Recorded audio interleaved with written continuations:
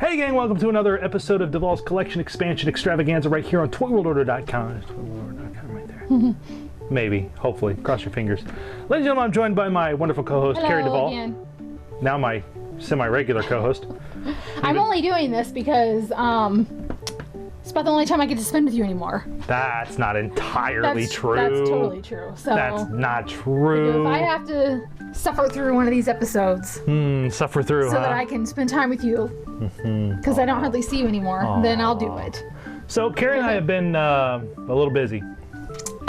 A lot busy. We've managed We've to bought all of the toys. managed to acquire a number of choice pieces. Managed to rearrange the display areas and the toy cave, which is why I haven't seen you for like hardly at all the last 2 See, weeks. kids, this is what happens when you say, I'm going to buy some new shelves, and I'm going to take down the old shelves, and then since I've got the old shelves down, I might as well spackle and paint the old shelves, and then the other wall, I might as well take those shelves down and go buy new shelves that are whiter, so then I got to spackle and paint that other side. Might as well do that, put all of it, you know. Yeah, it's still ongoing. It's been several weeks. But hey, what do you do, right? Between Toy World Order, stuff, and board, which we announced since we last recorded. Now, you guys will probably have seen, like, board will probably have started by the time you see this episode. Right. But we, between that and Toy World Order duties and Flea marketing and toy shows and my wife.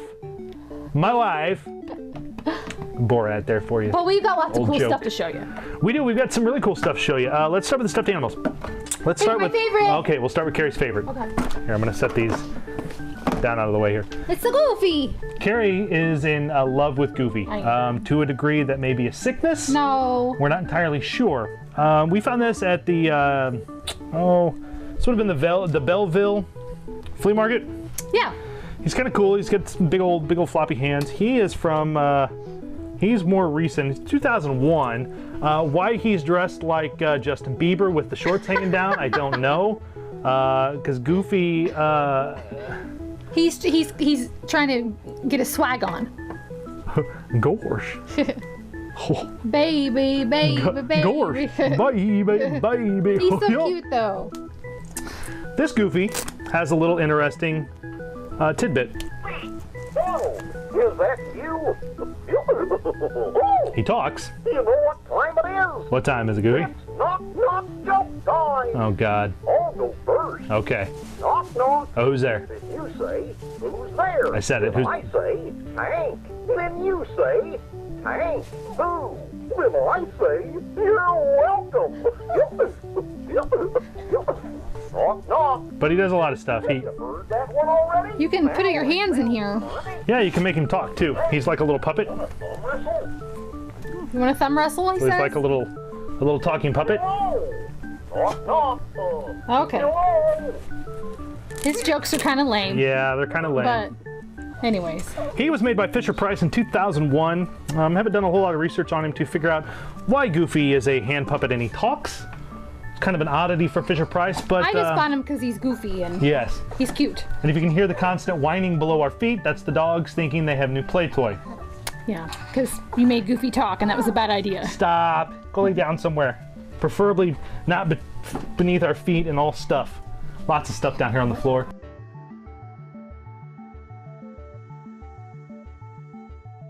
So, moving on to some more stuffed animals. I showed one of these off in a box a long time ago on an old Flea Market Finds, and I happened across a loose one. It's Braveheart Lion from Care Bears. He needs a hair pick very badly because his hair is like, he should have a little bit of a kind of a fro, and as you can see, Really, the back is really bad. it's very, very matted. Very. But I think he was maybe a quarter or 50 He was a cents. quarter. Yeah, he was a quarter. You know, it's funny. We'll get to some Mitten box stuff in a later episode, but it's funny to hear people complain about something like Toy Hunter, where they say that the show and Jordan Himbro is ruining the marketplace for toys, used toys. A quarter. Yeah. These people need to go out and discover the world in front of them and not buy on eBay. That's the choice words I have for you this episode, ladies and gentlemen, is leave your house, go to a flea market, go to a garage sale, support your local toy show, and dig around, because you're going to be surprised what you find for a quarter. Because he's worth a lot of money, right? Well, maybe not in this shape, but still worth something. Yeah, worth more than a quarter. Well, yeah. But he was a quarter. Yeah. I love quarter stuff. Moving on. And this guy, which we now own about 7 of. No, that's not true. Okay. As you can see, this Teddy Ruxpin, he does not talk. Worlds of Wonder made a stuffed plush Teddy Ruxpin. I don't know why, since they made a stuffed plush talking Teddy Ruxpin. But they did make a teeny tiny little Teddy Ruxpin, kind of in the vein of the Fisher-Price stuff, kind of in the vein of Care Bears. And they released him this way, and he was one that I don't have. The only Teddy Ruxpin thing, figure-wise, that I do not have, I don't have a couple of the puppets, and I don't have a baby Teddy Ruxpin. And baby Teddy Ruxpin is one that I've kind of held off on because just wait. But he's one I want to finish off the World of Wonder stuff. But I saw this little stuffed Teddy, and I think he was a quarter too. Probably. Most of the times, the stuffed animals that we buy are usually a quarter or 50 cents. Usually we dig through the stuffed animal bins, and you would be surprised at what you find in those, even though you'll probably need hand sanitizer after you've dug through them. Always dig, though. That's right, because these little gems find their way into your homes. And apparently shed everywhere, because I just saw hair floating all over the place. So, you know what? I got one more stuffed animal for you, actually. We put these out, but I got one more, which drives Carrie nuts. Grab the big yellow guy there. Yeah. Let me get him back. Strangle him. No. Look what I found. That's right. Another one. Another big bird.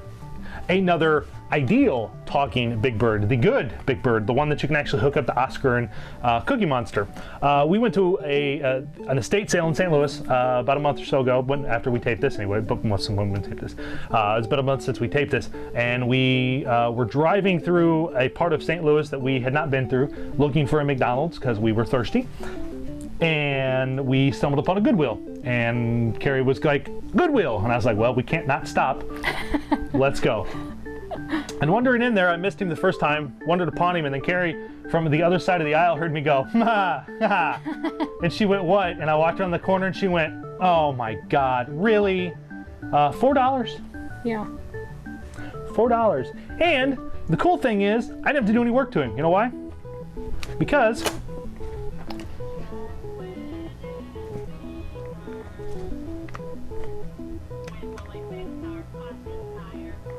I'm not turning him up very loud because the dogs are going to go crazy, but yeah.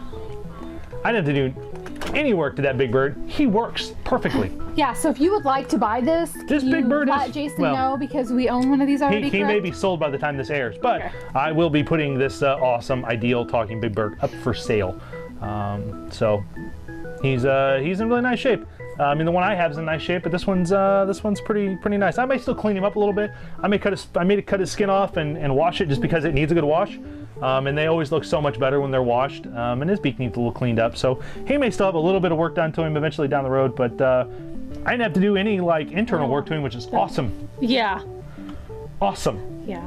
So yes, and this $4 was crazy. For $4, I was like, well, I can't not buy him for $4. Every time I find a talking toy, no matter how cheap, in a flea market or garage sale, even though I have them, I'm going to buy them because someone will be looking for them and I can give him a good home, even though it drives her nuts. Yeah. Yeah, well, because at one time we had like 7 or 8 Teddy Ruxpins. There were 10 Teddy Ruxpins in the garage at one point that were all in various states of disrepair and fixing. Yeah. And that was a deal that I did with... They're scary when their skin is off. Oh, God, yeah. Whoa. People have seen my Talking Mickey Mouse video. They know how scary those things look without skin. Very frightening. But yeah, $4. So, yeah, it's awesome that he works. Yeah, it was awesome that he works. I was very happy. So, yeah, that drove her a little crazy. But, you know, some things I do, it's just going to have to drive her crazy. That's just the way it goes. All right, let's put Big Bird up. Let's move on to some action figures.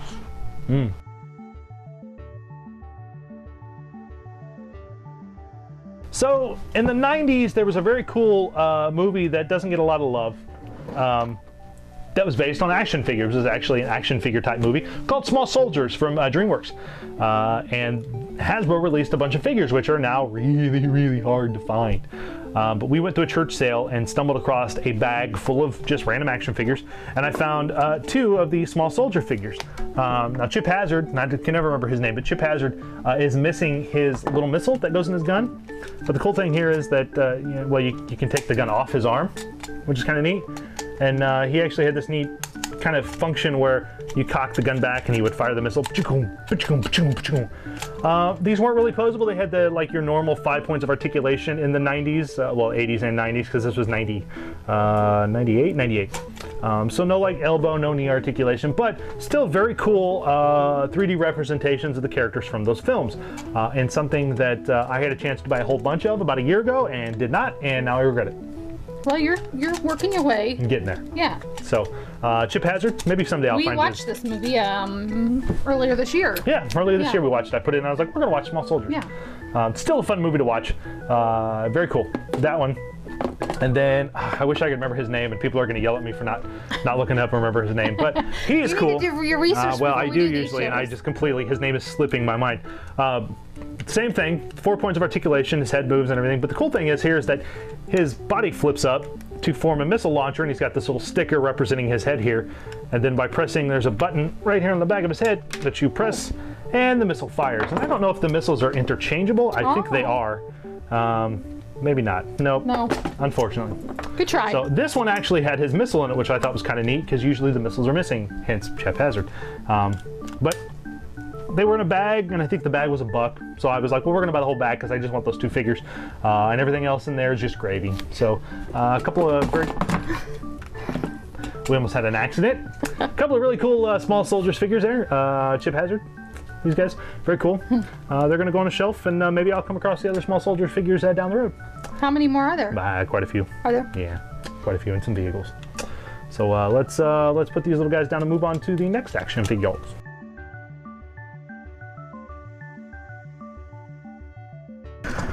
There's a show on Fox Kids Club in the 90s called Fox's Peter Pan and the Pirates. And it's pretty well known for the most part by a lot of animation fans. It had Tim Curry as the voice of Captain Hook. It was just kind of a light, fun-hearted adventure series based on, of course, Peter Pan. There were a number of toys released for him, and I actually found a few of the toys, minus the accessories, which kind of sucks. I know on a past episode I showed a carded version of the Peter Pan. Well, I happened to find a loose version of Peter Pan. Sans he does not have his little cape, and he does not have his knife. These are neat little figures. I can't remember who made these. Some weird company made these. These are same thing. Peter's got the normal 4 points of articulation, but he's got this neat little, which is kind of hard to get up. He's got this cool little hook thing back here. Oh, it's actually going to come up there. That actually pulls up on his back. That you would put a string through this little hook thing. You would put a string through, and then you'd braid the string up, and he'd go wee like he was flying. So, found Peter Pan. I found one of the burly pirates. It was kind of cool when you press the button on his back. He well, rah, rah, rah, rah, rah. Same thing. You know, he's got articulation actually at the knees here and the head, but if Peter was to hit his button on his chest, his pants fall down and show his drawers. And then I found Captain Hook, sans his sword and his hat and his cape, unfortunately. I know, right? Well, it seems like loose figures you hardly ever find with all their stuff. I know. He's pretty interesting, though, because Captain Hook actually had articulation at his knees, which was kind of weird why some of them do and some of them don't. By pressing the button on his back. Yeah. He does this. Although his arms, if I can... Is that the noise he makes? If I do this long enough and hard enough, watch his... Rah, rah, rah, rah, rah, rah. It's just like his left arm just goes in 360 degrees here. Oh. I don't know why. I couldn't tell you. But the cool thing is he had a hat that went in here, and it was like a little missile that when you hit his chest, the hat popped up and the parrot's head popped up. So he would like lose his hat, and the parrot would be like squawk. So I love your sound squawk.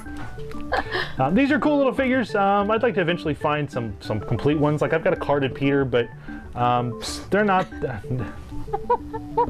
Somebody's got their mind in the gutter. I wonder who it is. I'm sorry. Yeah. So anyway, boxes Peter Pan and Pirates figures. They're very cool. Itchy nose. Here, come here, Hook. Yeah, there you go. That's disgusting, right? A very cool line of figures that didn't last long. There was just a series. No vehicles or anything. I think there was Hook, Peter, Smee, a couple of Lost Boys, another pirate, a mermaid, and Tink all together. And I remember seeing these in KBs and then seeing them clearanced and never buying them because they were in the doll, they were in the doll aisle of all places. I don't know why. Probably because the girls had rooted hair. So they were people kind of looked over them. Fun line though, and a fun cartoon that still has not been released on DVD. But there are other ways to see all of it. I'm not gonna tell you how. You should be able to figure it out. Cool toy lines. Let's look at some lunch boxes.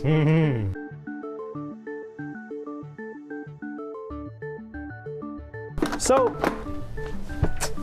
a few weeks ago, from the date of this recording, Carrie and I were going to go to a flea market in Chicago, and the night before was an auction in our hometown here. And usually we look at this auction, and the night we looked at it, it was like 8 o'clock, 8:30, and I was like, oh, there was an auction tonight. We should look and see what was there. Because by that point, they were close to getting done, and the toys and all that stuff are usually at the end. So we looked and pulled up the pictures and saw a bunch of stuff, saw a huge box of Happy Meal toys, which made her go, oh! And I was like, go get your shoes, let's go, we can still make it. It's just down the road. But one of the things I saw was a bunch of lunch boxes, which plastic lunch boxes I was really excited about. I was like, oh, we gotta go. One of them in that lot was this awesome Punky Brewster plastic lunchbox. No thermos, unfortunately. No thermos. No thermos. But based on the animated Punky Brewster cartoon from the 80s, I mean, how cool is that? 84. These were, getting kind of harder to find good lunch boxes these days, if anything. Graphics still in really good shape. There's some scratches. There's a little discoloring along the top and such, but overall there's some writing. Apparently this was Katie's lunchbox. That's fine. Because where we display them, you can't see the sides of it anyway. Yeah. So we've never seen a Punky Brewster. Haven't seen a Punky Brewster. Not in the wild. Not in the wild. And then the next lunchbox we found that was in that lot that I was like, oh, we have to have this lot, that I actually won a lot of for $5. There's nobody else bid on them. The other one I found was none other than based on Disney's 86 short-lived property, Fluffy Dogs. Which I had never heard of. Which many people right now are going, what the heck are Fluffy Dogs? Yeah. Well, Fluffy Dogs were a line of stuffed dogs that were created by Disney, I believe released by Hasbro. I could be completely, utterly wrong on that. I want to say it was Hasbro that released them. They were just stuffed dogs. They were very colorful. There was a pilot. There was a cartoon pilot that was made that was shown on Disney Channel a couple times. I actually have a copy of it. It's great.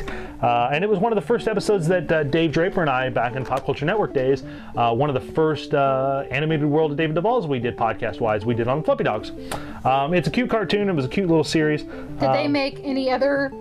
Did they make toys? Nope, just the stuffed animals, just the little stuffed dogs. Well, they're cute. So they made these. Yep, they made those. Those are cute. Yeah, they made those as stuffed animals. Then they were kind of hard to tell, like, who was a boy and who was a girl from the pictures, because they all have bows in their hair. They all look like girls. Yeah, they're not all girls in the cartoon. There's a number of boys. Like in the cartoon, that's a boy and that's a boy, but that's a girl and that's a girl and that's a... I don't know, it's confusing. No thermos with this one, though. No thermos. No thermos. This still needs a little cleaned up because it's got some, apparently somebody liked bananas. Number of Chiquita banana labels on the back there. Chiquita and bananas from Honduras. Honduras bananas. Nom, nom, nom. So yeah, we need to clean that up a little bit. One of these days I'll invest in one of those fancy schmancy magic erasers that Dave Draper always tells me about on the podcast, Dave and Evolved Tools and Collectibles, to clean this up. So, Fluffy Dogs. Yeah. Look them up, they're kind of cool. Fluffy Dogs.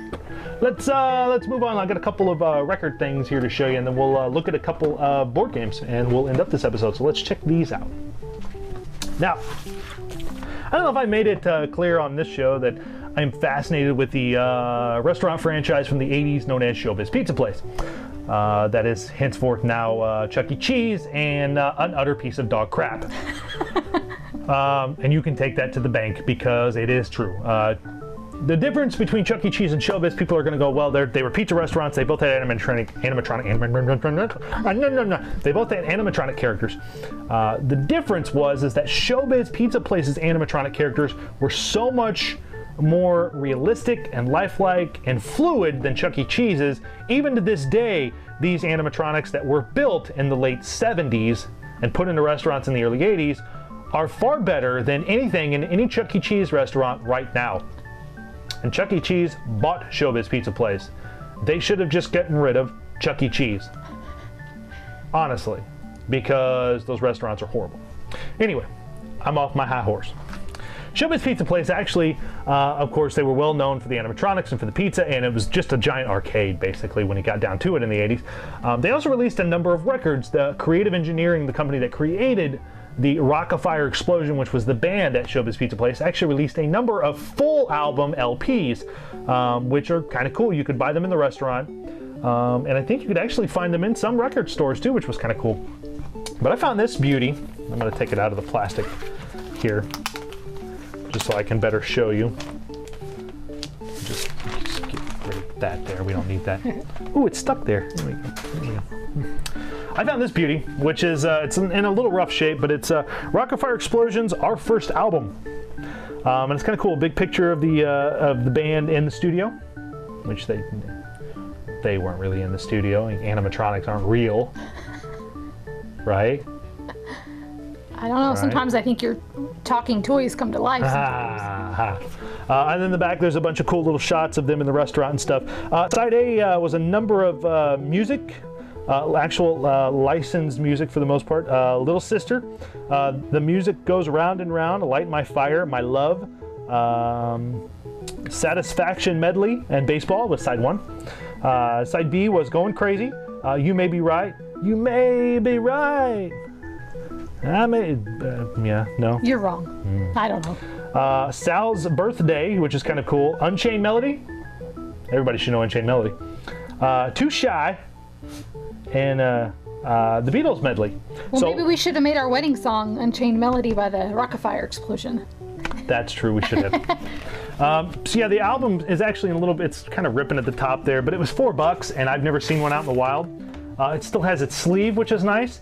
And the record itself is in pretty nice shape. There's a couple of teeny tiny scratches on it, which I don't think will hamper the play any.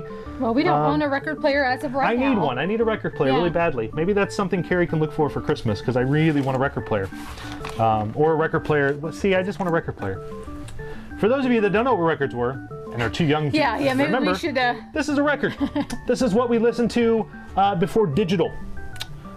This and 8-track cassettes, and cassette tapes, and VCRs, VHS tapes, laser discs, video discs, beta.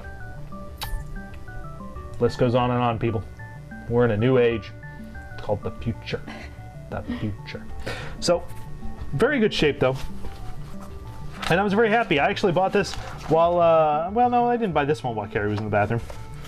There was a booth right by the bathrooms that had all these records, and I was looking through. I went to the restroom, and you went to go look some more, and you found that. I found this, and I was like, I'm buying that. So, Rock-afire Explosion, our first album. Very cool. Very cool. Kind of wish that the cover was in a little better shape, but you know what? I'm still going to put it in a record frame and put it on the wall because it's just too cool not to. One more record. This one I actually did buy while Carrie was in the bathroom, and she was actually the one when we first saw it that said, "You're not buying that." I went back and bought it. Because I was like, no, I'm buying that. I know. Well, I just don't want story record books to be your new thing. This though is, there's a reason. This is Masters of the Universe, The Power of Point Dread, and Danger at Castle Grayskull. And for anyone that knows Masters products, this was actually the book and record set that came with Point Dread, which was the play set Point Dread and Talon Fighter. This was the record that was included in said box for Point Dread and Talon Fighter. And you can tell because on the back there isn't any real information, it's just figures from the first wave. And of course the artwork in here, it is not so much a storybook than basically an enlarged mini comic, which is very cool. Tells a couple different stories. And then I love the record because the record has images of the figure versions of He-Man and Skeletor on the front and the back. So side 1 is Power of Point Dread, and side 2 is Danger at Castle Grayskull. and the record is in remarkable shape. One teeny tiny little scratch on side B, but you cannot beat that. And of course it lists inside the back cover the mini comics that were available at the time in the figures. I believe there's 1, 2, 3, 4, 5, 6, 7. Yeah. Collect all 7. Yep. So, and then of course again the figures in the back. This was in remarkable condition. I think it was $4. So I paid $8 for both records. I probably could have talked the guy down just a tiny bit, maybe to $3 a piece, but for the shape, still good deal. Yeah, for the shape they're both in. Rocket Fire Explosion, I don't know if it was really worth $4 in the shape. No, but that's more of a nostalgia thing. More of a nostalgia thing for me, so yeah. A lot of your childhood memories. Yeah, so very cool though. But yeah, this was Carrie went pee, and I went, I'm gonna go spend my money while she's not around. That's what I do. I see how it is. I'm in trouble after this. So much trouble. Yep. I'm just kidding. Spousal abuse. Let's move on. I got two board games. We're gonna kind of start showing you a couple board games because since we announced board, as you know, we've been building up board games, and people have been wondering, why are you buying so many board games? Well, including your wife. Board is why. So we've got a number of board games that have been sitting here on the floor as I continue to accumulate more and more for the show. They're everywhere. they quite literally, they are every friggin' where. So let's look at a couple of board games.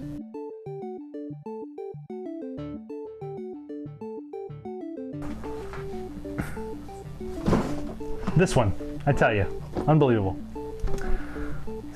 Good gosh. So we got a couple board games. This one actually is kind of neat. Looks kind of scary. Well, this was actually based on the, at the time, hit nightly soap opera. Well, not nightly, it was a weekly soap opera. But it was a horror soap opera, which was kind of peculiar. Boxes beat up, but it was Barnabas Collins' Dark Shadows game. And this is actually kind of a semi-rare game to find.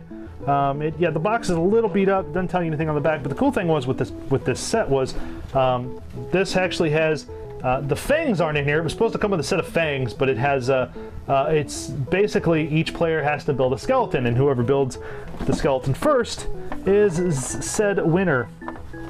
But of course you had basically your playing field was Barnabas Collins' coffin, which has all of your skeletal parts in it. Neat. Yeah. Now that said they glow in the dark? Yep, they glow in the dark. Neat. So you have all these different skeleton pieces. You've got chests and heads and the clips that the heads go on, because your playing field are these bad boys right here.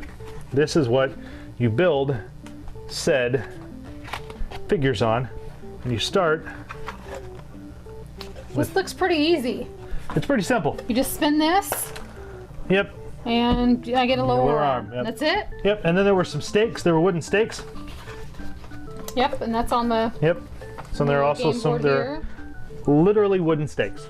And what would happen if you got one of those? If I spun and got one of those? That's a good question. I don't know. I haven't read the instructions on this yet. When a player spins a spike, he must take one from the coffin. If you get 3, you place them back in the coffin. Oh, together with one bone, body, or skull you've already had hanging on your scaffold. Ah. All right. Neat. Cool. So yeah, it's a very interesting. There's like a piece of a dead spider in there. We'll just that's kind of goes fitting. with the theme, yeah. Fitting. So, a very cool game. This was actually from 1969, even though it's for 1 to 4 players, there are only 3 scaffolds, so you can really only play with 3 players in this one, or 2 to 3, 3 or 4 players. Yeah. And that's okay because all we'll ever play with this is 2 players. Again, the box is very kind of ratty and beat up, but got a good deal on it. I bought it from my buddy Fred out in Salisbury, Illinois, who we've visited many times now. This was one of the many board games I bought back with me the first time we went to Fred's that got me in trouble. So let's move on. One more board game for you.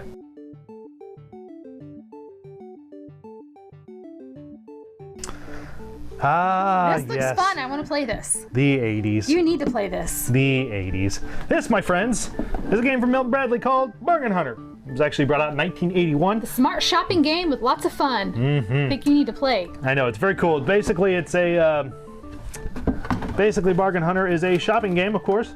You got a bunch of cash. It says credit not approved. You got a bunch of bargain finder cards that are your cards. Of course, your playing pieces are just these big clunky things. You have a shopping list, And then you have these awesome plastic cards. Credit cards, basically. Says, it's the smart shopping game that challenges you to furnish an apartment in the most economical fashion possible. So not for me. No, it should say, smart shopping game that challenges you to not buy any more toys. That's impossible. That ain't never gonna happen. So anyway, cool thing was is this game actually had a little credit card slot where you'd put your put your credit card in there, and you would, and it would tell you whether your credit was approved or not. And basically the functionality of that is there's a little wheel in there that when you push it up and push it down, it spins it. So, and of course that was also your spinner to move your pieces. I actually had to take this apart and fix it because it was a little funky, a little messed up. This label was coming off the back here. You can see what the actual mechanism is. Very high tech. So very neat little game though. Very cool. I'm looking forward to playing this on board, and of course Carrie and I play all these games before we play them on board, because somebody's got to learn how to play them, so we're not spending 3 hours recording trying to figure out how to play a game. So that's... So I'm like the guinea pig. Kitty cat. So Bargain Hunter, very cool game. Yeah.